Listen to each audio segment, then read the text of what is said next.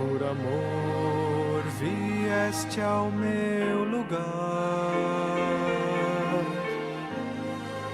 Pai eterno, muito obrigado por esta noite. Muito obrigado por podermos novamente ter um estudo bíblico. Obrigado pela ferramenta que é o acesso à internet. Que este vídeo possa ser visto por várias pessoas e que isso venha resultar em glorificação do teu nome. Guia-nos no ensino para que seja agradável a ti. É o que eu te peço, é o que eu te agradeço. Em nome de Cristo. Amém. Muito bem, queridos. Estamos aqui e eu coloquei um tema, você viu? O ódio é justificável? Como assim, pastor? Deixa eu colocar. Nos últimos anos, em especial, tá, nós temos sido expostos, nós temos visto manifestações de ódio de muitos lados, de muitas formas, muitas pessoas, muitos segmentos, instituições, e muitos tentando justificar o ódio, dizendo que era válido como resposta ante uma série de situações que existem e que somos afrontados. Os últimos bolsões de ódio que nós vimos estourar recentemente foi no caso dos Estados Unidos, das reações de parte da população ao assassinato, não outra palavra, ao assassinato do cidadão por um policial. E eu vi agora há pouco nos noticiários algumas ações violentas de um grupo que a mídia chamou de manifestação democrática aqui em São Paulo, aqui na Consolação, de quebra-quebra, de agressão, tudo mais. E fica complicado para minha cabeça entender defesa da democracia, ao mesmo tempo agressão, quando não houve agressão prévia. Eu até posso entender que haja uma reação. Alguém te bateu, você reaja. Tá, não estou justificando, mas eu posso entender que isso aconteça. Mas e quando não acontece? Quando o pessoal vai para cima? Ou no caso dos Estados Unidos, sim, houve o assassinato. O policial está preso, ele vai ser punido. Em como isso justifica as pessoas irem e vandalizarem comércios sobre uma pessoa que foi morta recentemente, outra pessoa que eu vi gravemente ferida? O que tem isso a ver? Como justificar isso? As pessoas tentam justificar. E é interessante porque essa tentativa de justificação chega ao ponto, as raias, de apresentar, até tentar usar textos bíblicos para justificar isso. Tá? E eu fico muito, muito preocupado porque quando as pessoas querem argumentar que a violência, a agressividade podem e devem ter um espaço na agenda pessoal, agenda institucional, agenda nacional e até na agenda eclesial, em alguns casos extremos, isso é muito preocupante. Muito preocupante, muito preocupante. Muitas pessoas entraram agora, bem-vindos a todos vocês. Tá? Obrigado por estarem com a gente aqui. Estamos falando sobre ódio e se é possível justificar o ódio. Tá bom? Perceba que a luz estava meio escura aqui, acho que agora melhorou um pouquinho. Tá bom. Ok. Muitas vezes nós vemos o ódio como parte de um humor. Como assim? Tá. Pra quem não reconheceu, ó quem tá aqui na minha camiseta. Estão vendo quem tá na minha camiseta? Vocês conhecem esse carinha aqui, ó? Quem sabe quem é ele? Coloca aí, no bate-papo aí, quem souber quem é esse carinha aqui. Alguém sabe quem é esse carinha aqui, ó? Quem sabe? Qual é o nome dele? Vamos lá, vamos lá, vamos lá. Quem sabe, quem conhece? Ninguém arrisca? Vou colocar melhor para vocês verem, não sei se conseguem ver melhor. Ó, conhece esse carinha aqui? Ele é um personagem de um cartoon. Já dei uma dica tremenda. E ele é frequentemente vítima de um coelho muito malandro, tá, nesses desenhos. Para quem não sabe, ele é Marvin o Marciano. Né? Marvin o Marciano é um personagem que sempre está com raiva, já perceberam? Quem viu o desenho dele, vai ver que ele sempre está irritado, sempre está nervoso, sempre quer destruir o planeta Terra. Tá? E a gente ri, a gente acha engraçado, a gente é patético, né? Porque é uma coisa bizarra, puxa, né? Esse baixinho nervoso, né?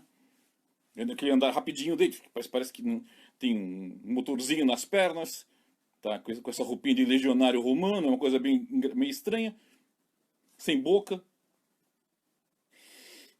Bom, a gente acha engraçado isso, é verdade. A gente ria, fala, puxa, é interessante, é divertido, Mas quando a gente começa a ver a violência no dia a dia, e existem vários níveis de violência. e o ódio, porque a violência acaba sendo é o fruto do ódio, é a manifestação do ódio. A gente começa a ficar preocupado. Como conselheiro, por exemplo, eu sei que muitos casos de pessoas que são violentas em casa, não todos, mas muitos casos, são consequência que sofreram violência doméstica quando eram crianças. Tá? Então nós sabemos que a violência é presente. Não sei qual o fundamento de alguns estudos que estão dizendo que com a quarentena nós tivemos um aumento muito grande de violência doméstica contra as mulheres e contra crianças. É provável, eu creio que seja, porque muitas dessas crianças, muitas dessas mulheres conseguiam ficar fora de casa e assim escapar da violência, agora ficando em casa sem poder sair, são vítimas da violência. O ódio é presente. Frequentemente nós pensamos, eu odeio, né? E nós não percebemos que, não que a palavra em si tenha poder, quem tem poder na palavra é somente o Senhor Deus, mas quando começamos a assumir, e entender e aceitar, tá? A vida nossa com o ódio presente, como parte de uma expressão, nós estamos tolerando o erro e tolerando que ele vai entrando pouco a pouco na nossa vida, na nossa forma de expressar, na nossa forma de agir, na nossa forma de pensar, na nossa forma de sentir. O ódio é justificável? E às vezes você encontra algumas pessoas que, com toda a sinceridade do seu coração, não estou acusando elas de forma alguma, não estou condenando as questão, herege, não. Mas elas acabam incorrendo ou abraçando ideias que dizem, não, mas a Bíblia permite. E eu fico preocupado, eu fico olhando assim, tá, será que a Bíblia permite? E uma das passagens mais usadas para tentar justificar uma ação violenta, uma ação de ódio, uma reação, né, é o texto que a gente vai estudar essa noite, que está em João capítulo 2, do versículo 13 até o 22. Tá bom? Então eu vou ler com calma. Primeiro fazer uma leitura geral do texto, uma leitura completa. Você já abre sua Bíblia em João 2, de 13 a 22, tá? Enquanto eu vou lendo aqui para você ouvir. Presta atenção. Eu volto a dizer, eu uso a Almeida Corrigida Fiel, porque eu entendo que é o texto mais preciso, mais próximo do original. João 2, versículo 13. E estava próxima a Páscoa dos judeus, e Jesus subiu a Jerusalém, e achou no templo os que vendiam bois e ovelhas e pombos e os cambistas assentados. E tendo feito um açoite de cordões, lançou todos fora do templo, também os bois e ovelhas, espalhou o dinheiro dos cambistas, e derrubou as mesas. E disse aos que vendiam pombos, tirai daqui esses, e não façais da casa de meu pai casa de venda. E os seus discípulos lembraram-se do que está escrito, o zelo da tua casa me devorou. Responderam, pois, os judeus e disseram-lhe, que sinal nos mostras para que fazeres isto? Jesus respondeu e disse-lhes, destruí este templo e em 3 dias o levantarei. Disseram, pois, os judeus, em 46 anos foi edificado este templo, e tu o levantarás em 3 dias? Mas ele falava do templo do seu corpo, pois quando, ressuscitou dentre os mortos, os seus discípulos lembraram-se e que eles dissera isso, e creram na Escritura e na palavra que Jesus tinha dito. Começando do final para cima, tá? Mas eu falo brincando, tá? O que acontece? Os discípulos não entenderam nada naquele momento. Ficar claro isso assim, eles só entenderam depois, quando tudo aconteceu, quando houve a ressurreição, quando houve uma... era isso que ele estava falando! Puxa vida, não tinha entendido. Agora sim tem lógica. Tá? Mas não ache que eles são menos espertos que você. Na verdade, eles são como eu e você. E muitas coisas nós demoramos para entender. Eles não tinham o Espírito Santo e nós temos. Muito bem, vamos voltar aqui para o texto, lá para cima. O texto posiciona no tempo e no espaço. Era perto da Páscoa e foi a Jerusalém. O que ele encontra quando chega lá? Ele encontra pessoas vendendo animais. O que é o cambista? Aquele que trocava dinheiro dentro do templo. E ele ficou irritado com isso e deu com um chicote e expulsou todo mundo. Por que isso era? O que era esse comércio que havia aí? Muitas pessoas vinham de regiões muito distantes para ofertar e fazer o sacrifício de Páscoa. Então, muitos deles ou vinham com dinheiro estrangeiro, aí tinha que trocar o dinheiro por dinheiro da região, ou não traziam as ofertas, porque era complicado você viajar, eles achavam que fosse complicado viajar com animal, algo isso, então, em vez de viajar, eles viajavam sozinhos, chegavam em Jerusalém e compravam o animal para ofertar. Primeiro, a ordem não era essa. Era para ofertar do seu rebanho, mas eles faziam isso. Ok. E isso foi sendo aceito como parte de um mal necessário. Aceitou-se essa prática dentro do judaísmo da época como se fosse, não tem jeito, precisa ser feito assim. E, segundo alguns que eu andei pesquisando, tá, entendiam que pelo menos parte dos sacerdotes, não vou dizer todos, mas parte dos sacerdotes, participavam ativamente desse comércio, ou seja, havia uma venda e um lucro para os sacerdotes. Um pesquisador chega a comentar que, supostamente, muitos desses animais eram vendidos mais de uma vez, porque chegava muita gente e a gente não sabia que animal estava sendo sacrificado. Então, eles, eu comprei aqui uma ovelha, vou entregar para o sacerdote. Essa ovelha entrava, era levada para o fundo, depois era desviada de volta para frente. Então, talvez, é provável, não duvido que o ser humano é muito ladino, muito esperto para essas coisas, uma mesma ovelha fosse vendida diversas vezes e claro que o lucro ia lá para cima. Muito bem. Este local, essa parte do templo, era destinada à adoração dos gentios. Os gentios deviam ir lá adorar, os gentios deviam lá estar louvando ao Senhor. Só que o hebreu não estava nem aí para o gentio. O hebreu não estava nem aí de permitir que o não-judeu também adorasse a Deus. Então ele deixou aquele espaço como parte para o comércio.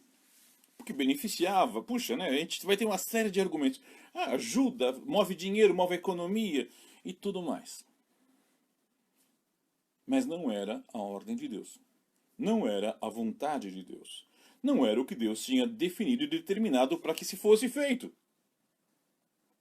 Pastor, então é pecado eu ter uma cantina na igreja? Não tem nada a ver uma coisa com a outra, tá? Não tem nada a ver uma coisa com a outra. Aqui era o templo levantado, edificado para isso, ele foi criado com um objetivo bem claro. Tá? Então não tente agora pegar isso aqui e dizer que na minha igreja tem cantina, eu vou proibir. Não, eu não ensinei isso, eu não falei isso. Se você disser que eu falei isso, você está mentindo. Tá? Existem situações e situações. Essa situação é bem específica. Cristo viu aquilo e expulsou. Ele fez um chicote de cordas, um açoite de cordas, e saiu agitando e batendo. Nós não temos uma ideia clara, em detalhes, do que aconteceu. Se ele chegou a bater em alguém. Podemos supor que talvez tenha. Na correria alguém se machucou. É provável. Quando as pessoas correm, acabam tropeçando. É possível. Isso justificaria as minhas reações de ódio? Como alguns querem pensar? Então, se eu achar que alguma coisa está errada, dentro do meu parâmetro, da minha posição, é compreensível, é aceitável, é justificável que eu reaja de maneira igual, com ódio. Não, isso aqui eu vou lá atacar, vou lá brigar, vou lá fazer. É hoje isso que as pessoas fazem. O rapaz negro foi morto, foi assassinado de maneira covarde, não há como dizer de outra maneira, pelo policial. Se ele sempre foi preconceituoso, eu não sei. Não li nada sobre esse assunto. Mas naquele momento ele agiu com ódio. Não sei por que prendeu, realmente eu não me ative muito a tentar entender essa questão. Porque eu falei, bom, isso é uma questão que está lá e tem outras coisas a me preocupar. O que passou a me preocupar foi a reação da população, que achando que porque houve uma ação de ódio do policial contra o cidadão negro, eles estão no direito de saírem com seu ódio e saírem destruindo tudo que encontram pela frente. Ainda que fossem contra a casa desse cidadão, desse policial, e destruíssem a casa dele, ainda assim não seria justificável, na minha opinião. Isso para pessoas civilizadas, pessoas que querem que a lei seja cumprida, pessoas que vão procurar a lei quando sentem-se defraudadas. Agora, quando um cristão, e eu li essa frase na internet e me deixou literalmente horrorizado, racista tem que queimar. E quem escreveu foi o evangélico. Não foi só o evangélico. Outros compartilharam com o. É isso mesmo, tem que ser feito assim. Racista tem que queimar, tem que matar. Como é que é? Como assim? Primeiro, o que chama-se de racista já é um erro em definição, porque não existem raças humanas, só uma raça humana. O que tem são grupos étnicos diferentes. Tá? Então o que nós temos é preconceito étnico. Tá? Mas não vamos deixar essa questão terminológica meio de lado. Muito bem, eu vou. Ah, errado. Sim. Ah, pastor, o senhor não sabe o que é sofrer preconceito racial. Como é que é? Já me disseram isso uma vez. O senhor não sabe. Eu não sei. Como assim eu não sei? Por que você acha que eu não sei? Ah, o senhor não é negro. Eu falei, não, de fato eu não sou negro. Eu sou filho de bolivianos. Minha pele é morena, cor de cobre, por causa da minha origem étnica. Não teria problema nenhum em ser negro se assim eu fosse, mas eu sou de origem mestiça entre europeu e índio. Você acha que eu nunca sofri preconceito? Conheço pessoas brancas que sofreram preconceito. Conheço pessoas de origem oriental que sofreram preconceito. O preconceito não é de toda uma etnia contra outra etnia. Isso havia até houve uma época. Mas hoje em dia é muito pessoal. Meus filhos são mestiço de mestiço, já pode dizer, né? Porque a mãe deles é branca. Eles também sofreram preconceitos. E aí? Isso me justifica agora eu vá lá e comece a socar os brancos, os negros, os amarelos, os verdes, os rosados, os azuis, os roxos? Lógico que não. Eu amo a minha origem étnica. Não tenho vergonha em tê-la. Valorizo, ouço músicas do meu grupo étnico, gosto das roupas, gosto da comida. Hoje mesmo minha mamãe mandou para mim buñuelos, que é um prato de lá, um quitute de lá. Eu amo. Obrigado, mamãe. Mas isso não me autoriza, não me justifica que eu tenha ódio contra outras pessoas. Por mais que chegassem agora, de repente, aqui pessoas e invadissem a minha casa porque eu sou boliviano e me atacassem porque eu sou filho de bolivianos, eu até entendo que eu reaja, tente me defender, brigue, né? Isso até seria compreensível, mas não justifica que depois eu saia por aí procurando pessoas para agredi-las de volta. Cristo tomou uma postura de disciplina. Ah, ele pode? Sim, ele pode. E por que ele pode ou não? Porque ele é Deus, você não, eu não. É simples. Ele sabe o que é certo ser feito. Ele sabe o que é errado ser feito. Ele sabe quando fazer, por que fazer e em quem fazer. Eu não sei.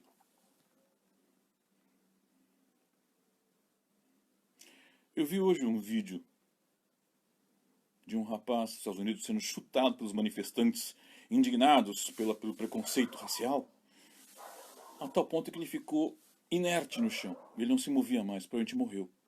É um vídeo chocante. Eu não sei se esse rapaz também apoiava o preconceito. E ainda que apoiasse, isso não justifica a selvageria.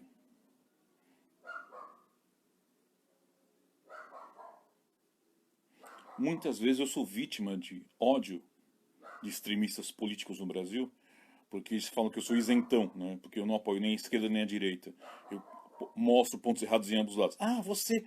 sou ofendido, muitas pessoas rompem a amizade comigo. Problema delas, não meu, já que são elas que estão rompendo. E eu não estou disposto a responder dessa maneira. Porque eu sou cristão. Eu não posso tentar responder de maneira equivalente ao erro, à mentira, à fraude, ao ódio. Infelizmente, muitas pessoas estão cada dia mais tentando simplesmente justificar sua raiva, tá? E não viver o amor que vem de Deus. Porque é complicado para a natureza humana viver o amor que vem de Deus. Quando ser humano sou alcançado pela graça de Cristo, pelo amor que provém dele, eu tenho uma mudança profunda, radical no meu ser. Uma mudança tremenda. O pecado, o ódio, a raiva, a indignação desaparecem, se afastam. Pelo menos tem que ser assim. E se eu não começo a reagir com amor, então não há bom perfume de Cristo, não há bom testemunho, não há nada na minha vida. Então é bem provável que não tenha acontecido conversão. Ah, pastor, o senhor nunca se irrita? Ah, muitas vezes. Muitas vezes eu me irrito. Outro dia, conversando com uma pessoa muito próxima a mim, eu falei, eu sei os monstros que eu tenho dentro de mim e como devo lutar diariamente com eles para que eles não venham à tona, para que não queiram dominar. Atribuem a Lutero uma frase que ele pensou que havia afogado o velho homem no batismo, mas descobriu que ele sabia nadar. Não sei se foi Lutero que falou, não sou especialista em Lutero, mas a frase é interessante porque nos mostra esta questão de que nós estamos sempre lutando com o lado mal, com a nossa porção pecaminosa, pecadora. Sem contar, é claro, os constantes assédios e ataques demoníacos. O ódio é justificável? Não. Cristo não agiu com ódio nessa passagem. Ele estava querendo ensinar algumas coisas. A primeira coisa que ele queria ensinar, as coisas, a ordem de Deus não se contorna, não se anula, a ordem de Deus se obedece como foi colocado. Nós frequentemente temos falhado nesse sentido e frequentemente temos errado. Tá? Isso não é só nós, isso vem desde muito tempo atrás. Quem lembra de Uzá sabe que ele morreu porque se tentou carregar a Arca da Aliança de uma maneira que Deus não autorizou. Tá bom? Ok. Outra coisa. Ele está ensinando para nós que ele, Deus, pode e tem autoridade para disciplinar, corrigir aquele que ele achar que pode. Mas eu não tenho isso. Eu não sou Deus. E querer usar essa passagem para justificar a minha manifestação de ódio, ainda que seja, entre aspas, um ódio com uma certa motivação, né, como resposta a uma outra ação de ódio, não é correto. Tá? Então nós precisamos entender que não há base nesse texto para tentar justificar o meu ódio. Tá bom? Terceira lição nesse texto. Ele deixa bem claro, já mais para frente no texto, que ele falou o quê? A gente viu a questão dos outros da sua casa, a questão de cuidado e tudo mais, mas ele vai colocar o quê? Ele está falando que no corpo de Cristo, no templo, porque o templo acaba sendo depois colocado por Paulo como nós somos templo de Cristo, então não pode haver espaço para aquilo que é errado. Paulo equipara a nossa vida como templo do Senhor. E entendendo que esse templo do Senhor somos nós, e ele está falando que o templo é ele, nós podemos inferir sim, que tudo o que é errado não deve ser tolerado em nós. Deve ser colocado para fora de nós. Tá bom? Voltando à questão do ódio, que é o que está me preocupando muito. Tá? Vou ver uma pergunta aqui. O Cristiano perguntou para mim o Salmo 109, versículo 21 e 22. Vamos lá ler, porque eu não sou também, né, não conheço de cabeça todos os versículos, mas vamos lá. O irmão Cristiano, tá, perguntou sobre o Salmo 139, versículos... Obrigado, Nancy, por ter me feito perceber isso. Às vezes estou aqui falando, não vejo a tela com calma, tá? Salmo 139, versículos 21 e 22. Espera aí, estou carregando.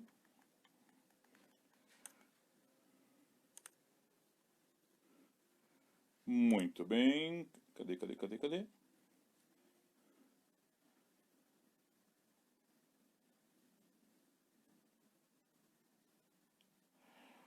Não odeio eu, ó Senhor, aqueles que te odeiam. Não me aflijo por causa dos que se levantam contra ti. Odeio-os com ódio perfeito. Tenho-os por inimigo. Vamos ver o resto. Sonda, meu Deus, e conhece o meu coração. Prova-me e conhece os meus pensamentos. E vê se há em mim algum caminho mau e guia-me pelo caminho eterno. Primeiro, o que o salmista coloca como sendo o que ele tem aversão, não é contra alguém que fez algo para ele, salmista, Mas a aversão que ele tem é contra aquele que se posiciona contra Deus. É aquele assim, aqueles que te odeiam. Odeiam quem? Odeiam a Deus, versículo 21. Não, meu filho, por causa do que se levantam contra ti. Contra quem? Contra Deus. Então ele coloca nesse contexto. Então, primeira coisa, a questão que ele está colocando aqui é bem diferente do ódio que a gente está tratando aqui no texto de João. Na própria mensagem. O salmista fala que ele não aprova, ele não aceita, ele não concorda.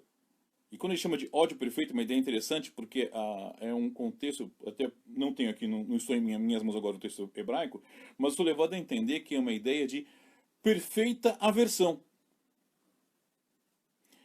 Este ódio que ele apresenta, ele não está falando que ele vai lá para matar essas pessoas, que ele vai lá arrancar a cabeça delas, que ele vai socar elas. Simplesmente fala que ele não tem amizade, não tem proximidade com elas. E isso é... Tá? Porque, versículo 19, ó Deus, tu matarás de certo o ímpio. Quem vai agir é Deus. Apartai-vos, portanto, de mim, homens de sangue, pois falam maldamente contra ti, e os teus inimigos tomam o teu nome em vão. Então ele fala assim, Deus é que vai agir. Ainda assim, a gente vai lembrar de Deuteronômio 32, se me falha a memória. 32, 35, se não estou errado, deixa eu ver aqui. Cadê? Sim. Deuteronômio 32, 35. Minha é a vingança e recompensa ao tempo que resvalar o seu pé, porque o dia da sua ruína está próximo, e as coisas que lhes hão de suceder se apressam a chegar. De quem é a vingança? É do Senhor. A vingança não é minha, não me pertence, tá? E eu tenho que entender isso. Então, Cristiano, obrigado pela pergunta, foi uma ótima colocação, tá? É bom para ajudar a pessoa a entender. Mas esse ódio que está colocando o salmista não é o ódio da minha vingança contra o que fizeram contra mim. Mas na verdade é a rejeição, a reprovação, o distanciamento daquilo que não agrada a Deus. Sim, isso é certo eu ter essa versão. Não há problema nenhum. O problema é quando eu acho que eu posso tomar as rédeas disso, como nós vimos, estamos vendo nos Estados Unidos, como vemos aqui no Brasil. Tá? As pessoas querem tomar o controle, querem vingar agora, querem fazer as coisas. E queridos, não é por aí. E temos mais uma coisa importante. No Novo Testamento é muito clara a ordem de amar os inimigos. Paulo ensina isso, Cristo ensina isso, é muito claro. Pedro recomenda viver em paz com todos quanto seja possível. Então no Novo Testamento não há mais uma noção de ir contra o inimigo. Ela era presente no Antigo Testamento por vários fatores, inclusive questões nacionais. Mas no Novo Testamento isso inexiste. Não é justificável, em forma alguma, que eu odeie as pessoas como temos visto. E eu quero colocar bem esse claro, esse ódio, tá vendo? Esse ódio que leva você pra rua, pra bater, pra matar, pra agredir. Há um tempo atrás apareceu, houve um crime terrível. Uma menina, adolescente, ela teria roubado o namorado da outra e a outra ficou indignada, chamou os amigos e mataram ela. Roubou meu namorado. Isso é ódio. O que me preocupa muito, e tem me preocupado bastante esses dias, é ver que alguns cristãos estão endossando, apoiando, incentivando essa ideia de responder com ódio. Já teve gente conclamando, por exemplo, dos dois lados, tá? Fique bem claro, dois lados políticos, guerra civil. E nesses dois lados eu vi pessoas evangélicas dos dois lados dizendo que tem que tomar em armas para defender isso ou aquilo. Não. Não. Está errado. Quando eu permito que o ódio comande a minha vida, a minha realidade, a minha experiência de vida, eu estou, na verdade, permitindo que Deus seja colocado de lado. Eu estou negando, ou rejeitando, ou recusando a ação da soberania de Deus na minha vida. E eu digo, não confio no que Deus vai fazer, então eu vou resolver. É o famoso deixa que eu chuto. Deus não resolveu, deixa comigo, eu vou lá e acabo com a situação. Aí eu sei que dá vontade, eu entendo que dê vontade, eu compreendo que essa vontade exista na vida das pessoas. Por causa do pecado. Mas não é justificável. O ódio não é justificável. Eu não posso odiar as pessoas e ao mesmo tempo dizer que amo a Cristo. Eu não posso pedir, como eu vi, isso me deixou muito triste, pessoas cristãs escrevendo nas redes sociais, racista tem que queimar, e depois dizer que sou crente. Não existe ódio do bem. Para nenhum lado. Não existe isso. Nós, como cristãos, hoje devemos entender que parte da nossa confissão de fé é reconhecer a soberania de Deus em tudo, inclusive nessas questões. Ah, pastor, mas se alguém vem, por exemplo, vamos supor que o senhor tem uma filha, o cara foi lá, entrou na sua casa, violentou sua filha, matou sua esposa, um crime bárbaro. Eu entendo que a pessoa, e para mim provável que eu fique indignado, porque eu lembro quando assaltaram a minha casa e colocaram uma arma no rosto do meu filho, eu fiquei indignado e provavelmente se eu estivesse aqui naquele momento eu teria me engalfinhado com o bandido. A reação é natural ao ser humano. Hoje não sei se eu ainda faria isso, até porque eu estou mais velho, né? Mas espero que seja um pouco mais sábio do que estava quando isso aconteceu. Mas eu entendo que haja. Agora, esta reação de raiva e de indignação não justifica que eu saia por aí agora caçando estupradores e matando um por um. Não justifica. Ah, pastor, o senhor está bancando o covarde. Não, não estou bancando o covarde.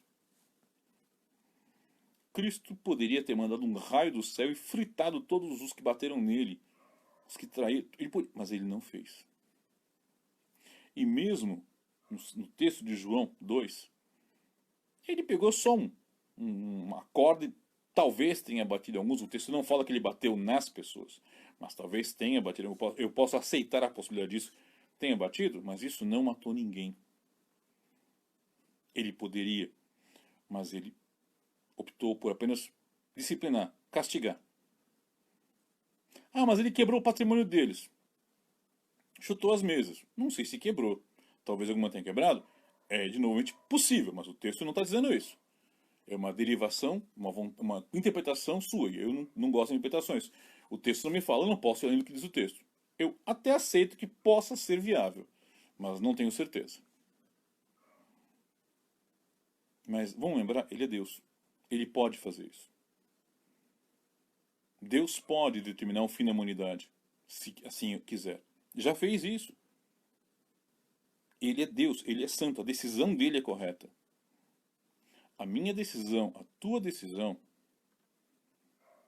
ela é baseada em alguns fatores e eles podem estar totalmente errados. Totalmente errados.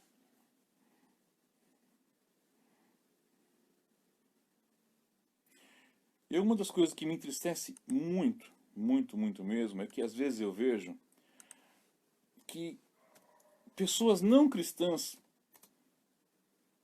acabam às vezes conseguindo expressar algo mais belo do que cristãos.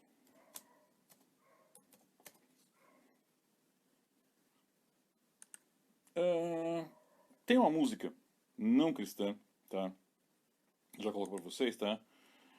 Que ele fala o seguinte, eu até tô pegando aqui a letra aqui. Cadê? Não. Cadê?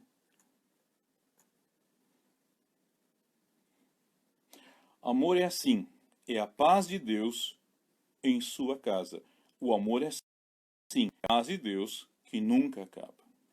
É interessante, eu não estou dizendo que isso aqui é um louvor, ou que isso foi edificante, ou blá blá blá blá, tá? O que eu estou falando é que uma pessoa não cristã conseguiu expressar uma ideia que em alguns pontos é mais próxima do evangelho do que alguns cristãos. Eu vi recentemente um famoso teólogo brasileiro, famoso mesmo, e fiquei muito chateado quando vi isso. Ele disse o seguinte, que para ele não tem nada disso de tiro na perninha, não. Ele tem uma arma em casa, ou ele ia ter uma arma em casa, e se entrasse alguém na casa dele, um bandido, ele ia meter um tiro na cabeça. E todo mundo deu risada, todo mundo achou engraçado. Eu fiquei chocado com isso. Por quê? Um cristão pensar na morte de alguém e cristãos rirem por esse pensamento é triste, na melhor hipótese. Vem aqui uma pergunta. Tá? O César coloca, a Bíblia mesma fala que o correto é retribuir o mal com o bem. Sim, exatamente, César. Isso não é a coisa mais fácil do mundo, eu concordo. Eu também luto com isso. Muitas vezes minha vontade não é retribuir o mal com o bem, mas retribuir o mal com um soco. Eu entendo. Essa é a vontade humana. Mas eu busco e oro ao Senhor, que eu não tenho que não aconteça isso. Minha mãe sempre faz uma oração muito interessante, até uma afirmação. Ela crê que Deus nunca colocará numa situação que ela precise optar por agredir alguém. Eu gosto de uma fé simples assim. Tá? O problema é quando a gente vira teólogo, a gente começa a complicar um pouco. E as pessoas com uma fé mais simples têm umas soluções que parecem muito práticas. Eu gosto dessa resposta dela. A Nancy perguntou, como uma pessoa pode vencer o ódio? Eu vou usar a frase... Obrigado pela pergunta, Nancy. Eu vou usar a frase que o pastor que me batizou e que me discipulou usou para mim há muitos anos atrás. Como eu falei já para vocês, eu venho de uma família meio batista, meio comunista. Meu pai é comunista, minha mãe é cristã. Mas eu abracei ideias do comunismo, fiquei meio revoltadinho, blá blá, tá? E claro que o ódio era muito presente na minha vida. O ódio é presente naquele que não é crente. E estava tendo dificuldade em me libertar disso. Eu tinha dificuldades nas relações com meu pai. Bom, o que aconteceu? Eu fui falar com o pastor David Duna, tá? David Duna, que está vivo até hoje, falei com ele outro dia. Mais de 80 anos e ainda está firme aquele velhinho. E ele falou o seguinte para mim. Só uma forma de vencer o ódio e afogá-lo em amor. Ele já tinha falado isso para minha mãe, ele falou isso para mim de novo. Tá? É um conceito, era um conceito, acho que é até hoje um conceito claro na mente do pastor Duna. E isso nunca me abandonou. E o primeiro local, para afogar o ódio não é no outro, é em mim. Eu preciso aprender a amar. Amar até quando eu não concordo, amar até quando eu não acho certo, amar até quando eu acho que não merece. E, na verdade, ninguém merece ser amado. Eu não mereço ser amado. Ah, eu tenho certeza que eu não mereço ser amado, mas Jesus me ama. E há pessoas que me amam. Então eu preciso aprender a amar. Eu só posso. Isso, quanto mais eu entender isso, mais o ódio é afogado, mais o ódio é vencido, mais o ódio é derrotado, mais o ódio é colocado numa posição sem força na minha vida.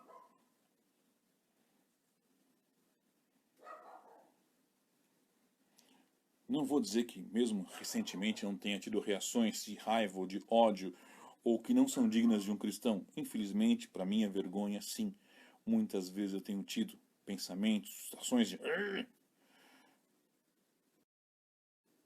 Mas eu tenho que ser modelo para os demais. Não porque eu sou pastor, não porque eu já sou velho, mas porque a Bíblia me manda. Assim como você.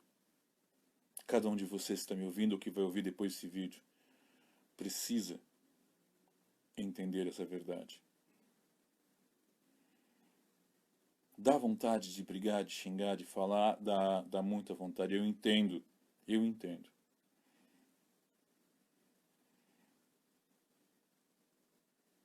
Mas Cristo fez. Ele fez. Ele é Deus. Ele pode. Ele sabe fazer com justiça. Eu não.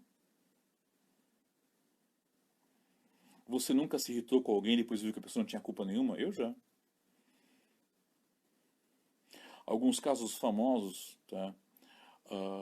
Quem assistiu aquele, como chama-se? Filme, passou um filme com Tom Hanks, é um filme antigo, onde tem sobre um negro gigantesco que está no corredor da morte, na cadeira elétrica. Não lembro agora o nome do filme, tem um branco no nome do filme, mas vocês devem saber que filme eu estou falando. Esse filme se baseia numa história real. Não era um gigante negro, era uma criança. Um adolescentezinho que chorava e queria seus pais e a Bíblia dele.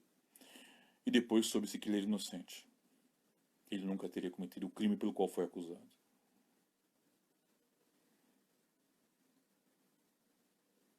Sabe? O nosso ódio nos cega.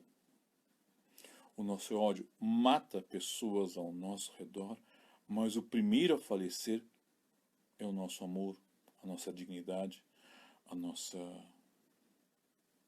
sensibilidade. O ódio jamais é justificável. Eu devo ter, sim, perfeita aversão, perfeita rejeição àquilo que não agrada a Deus. Mas não devia nem odiar o diabo, em sentido de ódio, de querer destruí-lo.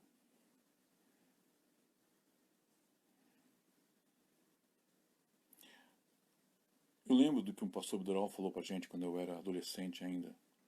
Ele contou na casa dele.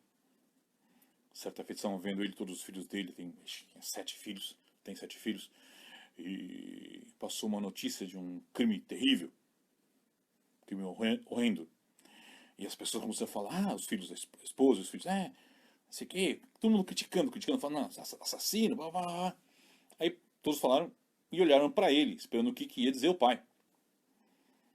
E ele olhou e falou assim, vítima. Esse homem é uma vítima do diabo. Eu nunca esqueci desse testemunho do pastor Bidoral,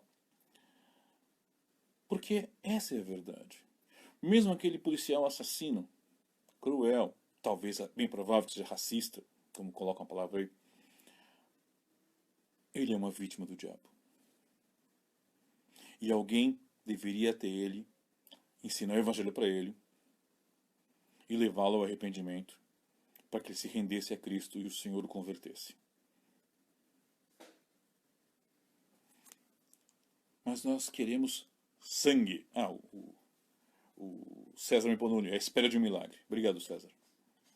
Nós queremos sangue, nós clamamos por sangue, nós queremos satisfazer o nosso ímpeto mais negativo. Meu irmão, minha irmã, você foi chamado para coisas mais elevadas, e uma delas é amar aqueles que você não quer amar. É uma lição que eu estou tentando aprender a cada dia e que estou tentando convencer a aprender junto comigo. Tá bom? Não sei se alguém quer fazer alguma pergunta, eu abro espaço agora para perguntas, para conversa. Se não, eu vou me despedir de vocês com um abraço e o desejo que vocês possam manifestar cada vez mais o amor de Deus. Então, vocês têm alguns instantes aí para colocar perguntas. Enquanto isso, eu vou fazer o marketing. Tá. Dá um joinha aqui nele. Quando subir para o YouTube, dá um joinha também. Compartilha. Fique como assinante, entre aspas, não sei como chamar agora o termo, tá?